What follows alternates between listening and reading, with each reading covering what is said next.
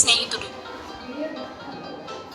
బాలు, రాజు ఇద్దరూ ఎంతో close friends. ఇద్దరు 8వ క్లాసులో చదువుతున్నారు.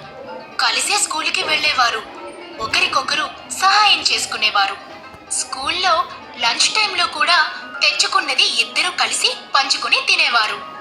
ఖాళీ సమయాల్లో కూడా ఎక్కువగా ఇద్దరు కలిసి కూర్చునే చదువుకునేవారు. వారిద్దరి మధ్య అంతగా స్నేహబంధం పెనవేసుకుని పోయింది. టీచర్లకే కాదు, విద్యార్థులకు కూడా ఎంతో ఆశ్చర్యంగా ఉండేది. ఈ కాలంలో కూడా ఇలాంటి స్నేహబంధం ఉంటుందా అని. ఇదంతా కొంతకాలం క్రిందటి మాట. కానీ ఇప్పుడు పరిస్థితి ఏమిటో తెలుసా? ఒకరిని చూస్తే ఒకరు ముఖం తిప్పుకుని వెళ్ళిపోతూ ఉంటారు. ఏమైంది? ఇద్దరి మధ్య ఏం జరిగిందేమిటి? ఇదిగో బాలు స్వయంగా ఆ విషయం చెప్తాడంట. విందామా? మేమిద్దరం విడిపోవడం నిజంగానే వినడానికి ఎంతో బాధగా ఉంది. నేను రాజు కోసం ఎంతో చేశాను, ఎన్నో వదులుకున్నాను కూడా. అంతెందుకు, స్కూల్లో అతనికి వేసిన శిక్షను నేను అనుభవించేవాణ్ణి. అతని కోసం నేను ఎంతవరకు ఏమేం చేయగలను అవన్నీ చేశాను.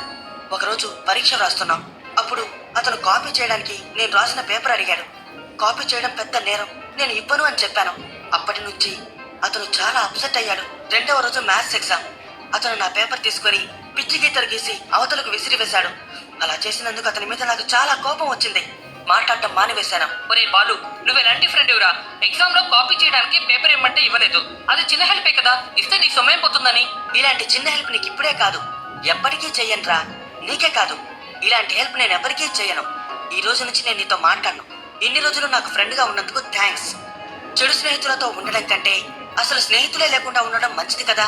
ఇటువంటివన్నీ చిన్న చిన్న చెడు పనులు చేయడానికి మార్గం చూపించినట్లే అవుతుంది. అందుకనే ఆ రోజు నుంచి రాజుతో నా స్నేహాన్ని కట్ చేసేసాను. మన ఫ్రెండ్స్కి మనం ఎలాంటి సహాయమైనా చేయవచ్చు, కానీ పరీక్షల్లో కాపీ కొట్టి వ్రాయకూడదు. అలాంటి ఫ్రెండ్స్తో స్నేహం మానేయడమే మంచిది. నేను చెప్పే మాట ఇదే. నేను రాజుతో స్నేహం ఎందుకు మానివేశానో వివరంగా చెప్పాను. ఇప్పుడు మీరే నిర్ణయించుకోండి, నేను చేసింది కరెక్టా?